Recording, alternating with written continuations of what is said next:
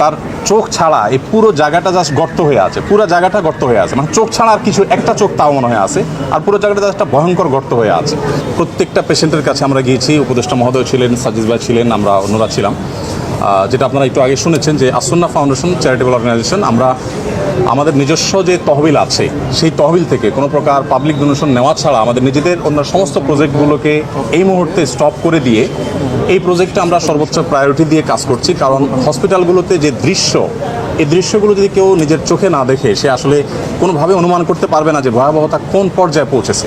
এই মাত্র আমরা বার্নিউটে একটা এসডিউতে একজন পেশেন্টকে দেখে আসলাম, তার মুখাবয়ব দেখার পর নিজেকে কন্ট্রোল করা খুবই কঠিন। তার চোখ ছাড়া এই পুরো জায়গাটা জাস্ট গর্ত হয়ে আছে, পুরো জায়গাটা গর্ত হয়ে আছে, মানে চোখ ছাড়া আর কিছু একটা চোখ তাও মনে হয় আছে, আর পুরো জায়গাটা জাস্ট একটা ভয়ঙ্কর গর্ত হয়ে আছে। তো আলহামদুলিল্লাহ আমরা এর আগে সাজিদ ভাই এসেছেন, এই পেশেন্টেরই আগের অবস্থার তুলনায় এখন অনেক ভালো। এটা হলো একটা আনন্দের সংবাদ যে তাদের খুব প্রপার ট্রিটমেন্টের মাধ্যমে তারা সুস্থ হয়ে উঠছে। আমরা ফাউন্ডেশন থেকে 5 কোটি টাকা ইতিমধ্যে আলহামদুলিল্লাহ খরচ করেছি। আরও 5 কোটি টাকা আমরা আমাদের অন্যান্য প্রজেক্টগুলোকে সংকুচিত করে হলেও এখানে আমরা খরচ করছি।